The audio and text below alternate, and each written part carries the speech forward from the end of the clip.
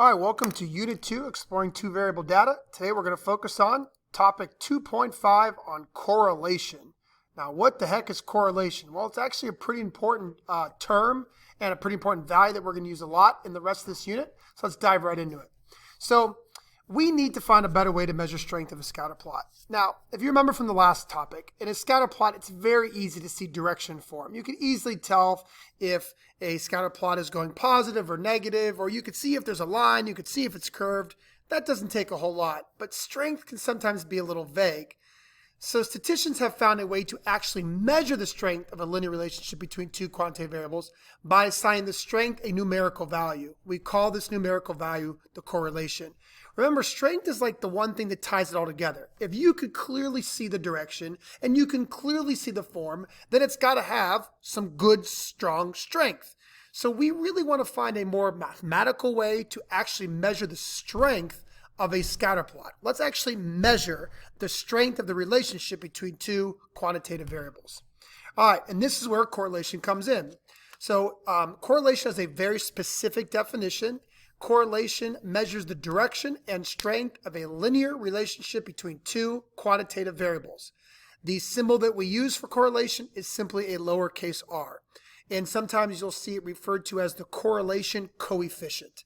So remember, a coefficient is a value that helps us do something, right? And that's why it's called the correlation coefficient. And we use the letter R. Maybe we use the letter R because there are two R's in correlation, right? So R, so it's pretty important. Who knows? So everything that's important is what I underlined. So correlation does measure direction because it is positive or negative. If it's positive, then your data, your relationship is going up. If it's negative, your relationship is going down. It measures strength, and we'll talk about that a little bit. But here's what's really important, right? Is correlation is only used if you have a linear relationship between your two variables. If you don't have a linear relationship, don't use correlation. We're actually going to emphasize this again at the very end of this video, but correlation is specific for data that has a linear form to it. And the last most important thing is it does have to be looking at the relationship between two quantitative variables.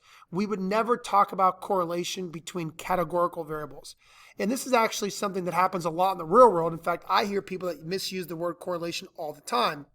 Like they might say something like, oh, there's a correlation between a person's gender and a person's eye color. Well, no, there might be a relationship there, but absolutely no correlation because gender and eye color are categorical. So don't ever use the word correlation if one or both of your variables is categorical. A lot of people mess that up in the real world. All right, now, as I said, correlation is a mathematical formula. To find R, it does involve some math, right? So here's the formula. It's a very ugly, ugly formula. It does start off with finding your z-score. So basically it finds the z-score for every single x value, right? So remember, scatter plot is a bunch of data. Each dot has an x value and a y value. So what it does, it finds the z-score for each x value, and it multiplies it by the z-score for the y value. And it does that for every single point. So for every single point on a scatter plot, it takes the x z-score and multiplies it by the y z-score. And remember, how do you find a z-score? You take your value, subtract the mean, divide by the standard deviation. Then it adds up all of those products. It adds them all up, and it multiplies it by 1 divided by n minus 1, which is the same thing as dividing by n minus 1. Now, I'll be honest with you, you don't have to know this formula at all, but we're going to use technology, usually a calculator or a computer, to find R for us. But I did want to show you the formula. That way you can at least understand it is a mathematical formula. It does take the actual values from your scatter plot, and it does some math with them to get this. But at no point will I ever expect you to know how to use this formula to calculate R by hand. But because it does use z-scores, it is important to understand that if you change units, you will not change correlation. If you switch x and y, you will not change correlation because this is multiplication, right? So even if I flip-flop the order I did this, I multiplied the y's times the x's versus the x's times the y's, that's not going to change anything when it comes to multiplication. So if you change units, like you convert your data from inches to feet or feet to meters, not going to change correlation. Even if you flip-flop who's the explanatory and who's the response, that's not going to affect correlation. Now, that does affect your problem, right? Because we talked about how specific you need to know who's the explanatory and who's the response. But in terms of correlation, correlation is just looking at the strength, the connection between those dots on the scatter plot. It doesn't really care what the units are, nor does it really care who's X and who's Y. All right, so now let's talk about some cold, hard facts about correlation. There's a lot to correlation I want you to understand, so we got to go through a whole lot here. First, correlation can be positive or negative. Hence why it measures direction as well. So a negative correlation is not bad. It simply means your data is going down from left to right. If your correlation is positive, it simply tells you that your data is going up from left to right. Now, I mentioned this already, but I'll mention it one more time. That's how important it is. Correlation is only used to measure the strength of a linear relationship. So if you see a curve or a parabola, don't even think about using correlation. All right, more cold hard facts. Well, correlation measures strength. How does it do that? Well, correlation is a number between -1 and 1. So think of correlation like as a scale. It's either as low as -1 or as high as +1. And it could literally be any number in between those two. Now, the closer you are to 1, the more strength it is, right? If your correlation is very close to 1 or exactly 1, you have a very strong relationship between your two quantitative variables. The closer you are to -1, you are also very, very strong, but just negative, right? So think of +1 like your dots are forming a perfect straight line. -1, again, not bad by any means. It just means your dots are forming a perfect line going down in a negative direction. Now, 0 is going to be very, very weak. A correlation of 0 would literally be like your dots, you can't even tell if your dots are going up, going down, who knows, it's literally like a swarm of bees. Or you know what else is another good picture of a correlation of 0 is a perfect parabola. Think about that for a second. One of the main things about correlation is it only works for data that is linear. Well, if you have a giant curve and it's pretty obvious, again, that would come back with no correlation. And another reason why this makes sense is half the data is going up, half the data is going down. Well, obviously, it's going to kind of bounce you out at a correlation of 0. So 0 is basically a terrible, very weak correlation. Now, the closer you get to +1, the closer you get to -1, the stronger or weaker you get, right? So anything close to 0 is considered weak. Any R correlation close to the outsides, -1 and 1, is stronger. So, rather than have me just kind of say all this out loud, let's look at some examples to better understand this. So here are 9 different scatter plots, and under each one is the approximate correlation. Again, don't worry about how I calculate these numbers. I use that ugly formula, but we're going to let a calculator or computer do it all for us. So for example, in the top left here, we do see 0.9. 0.9 is really strong. Like, if you look at this scatter plot on the top left, I clearly see a positive line. Like, it's pretty obvious that the data is going in a positive direction, and the points are pretty close together, tightly forming that line. That's going to be a pretty strong correlation of 0.9. This one next to it is going to be -0.8. You could clearly see it's going down, so that's why there's a negative on the correlation there. And again, they're still pretty strong. You can clearly see a line being formed. It's not a perfect straight line by any means, but again, it's pretty strong. And then here's a 0.7. So it's going up, so that's why it is positive. But it's kind of starting to get a little bit more scattered, right? Like, I could still clearly see a line. I could clearly see positive, but it's starting to be more scattered, which is why the R value is starting to get a little bit lower. Here is a -0.6. Again, negative because it's clearly going down. 0.6 because I'm starting to see some more scatter there. It's becoming weaker, right? And then right smack dab in the middle, we have 0.5.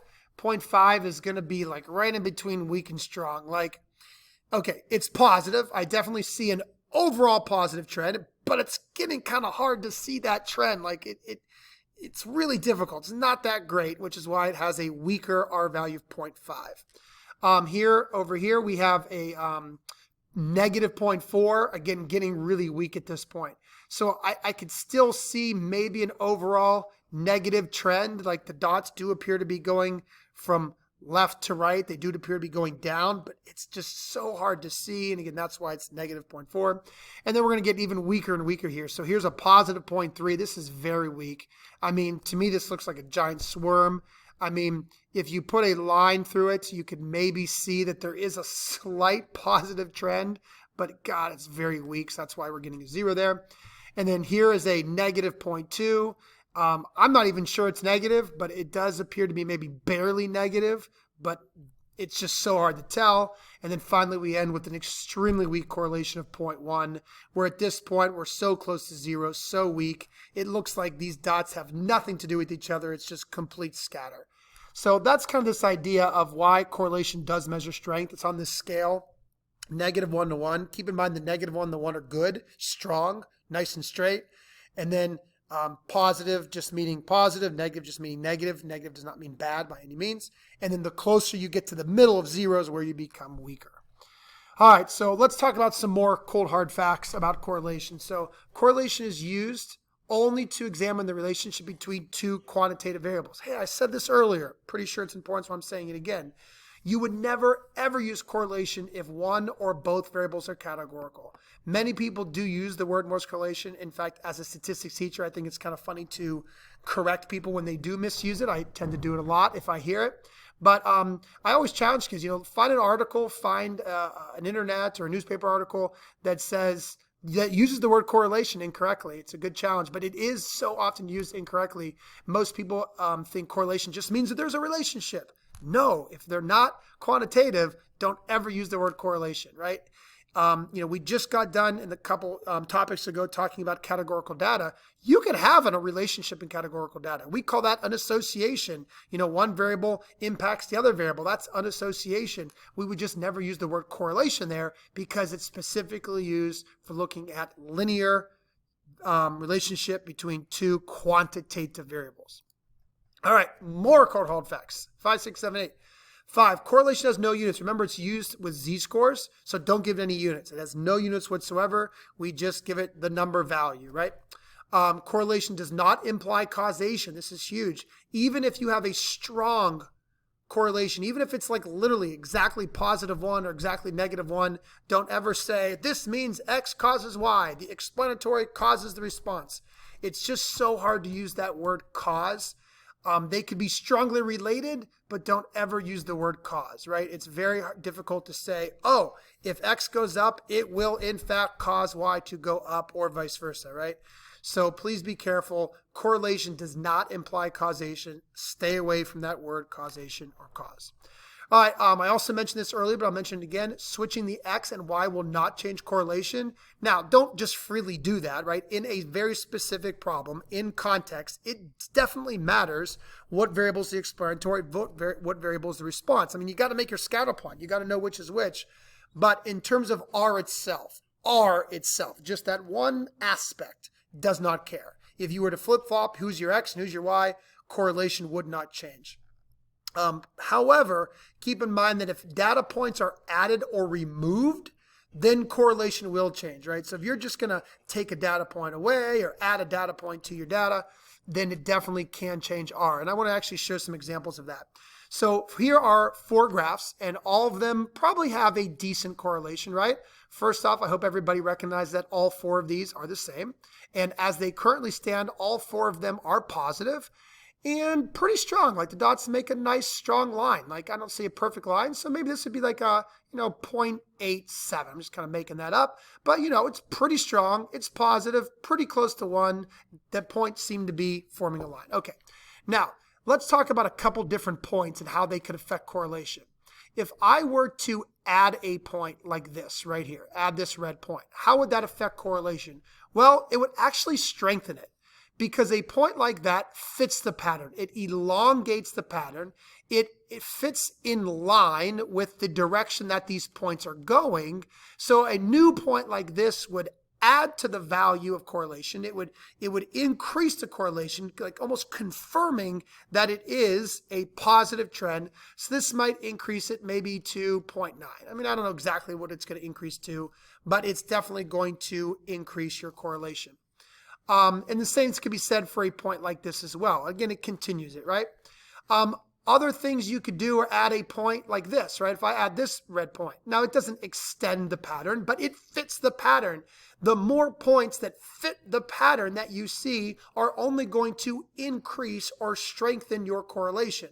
Now, remember, if it's negative, it's going to make me more negative, right? Okay. So what would be some points that would would hurt R, that would make it weaker? Well, a point like this maybe, right? Point like that is going to weaken your correlation because it clearly does not fit the pattern.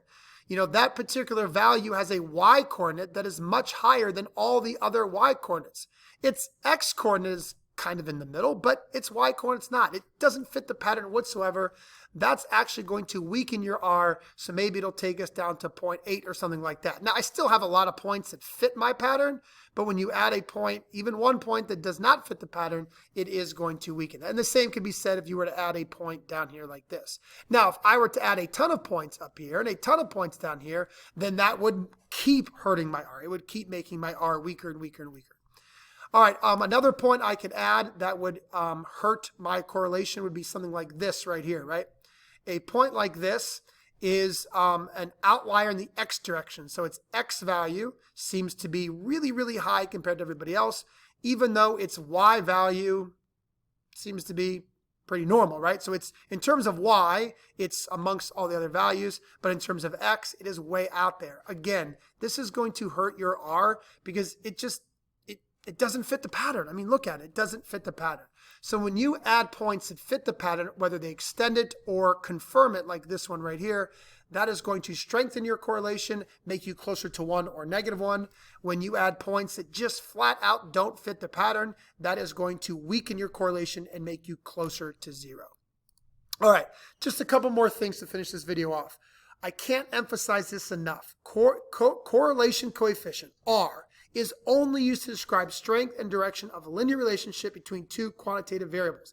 I've already said that probably 3 times. I can't say it enough. Being a mathematical formula, correlation can be found even if the data has a very clear curve in it, but it's only appropriate to use if it's somewhat linear, right? Remember, the formula is mathematical. All it's going to do is take a bunch of x's, take a bunch of y's, and find their z-scores, multiply them, and then do some division, and it's going to spit out a number. So even if you see a clear curve, you might get a correlation, but you need to know that if there's a curve in your data, don't ever use correlation. Let me give you an example of that to end this video. Here is a scatter plot that it's like a no-brainer. I clearly see a curve. It's a very, very clear curve. Now, if you try to find the correlation of this, well, there's data here, right? I mean, there is actual data here. There's numbers involved. Each point has an x, each point has a y. If you plug that into a formula, you're going to get a correlation. And you know what? You might even get a good correlation like 0.86. I don't know. But again, you need to recognize, wow, there's a giant curve. I would never use correlation to talk about the strength of this curve because it's a curve. Correlation is a specific value that is only used to measure the strength and direction of a linear relationship, a line between two quantitative variables. So keep that in mind, right? Just because your correlation is very close to 1 doesn't mean that there's this great linear relationship. If your scatter plot looks curved, there is no linear relationship. Don't use R. All right. Please keep all that in mind. Correlation is an awesome value that we're going to use more and more because remember this whole unit is looking at relationships between variables, and R gives us a measurable way to understand that relationship only if your two quantitative variables, you're linear, right? You got to make sure you meet all that, and that's when you're allowed to talk about R. All right, guys, the next video is going to actually teach you how to use your calculator and or Google Sheets to find correlation. So watch it if you need to, but that's it. See you in the next video.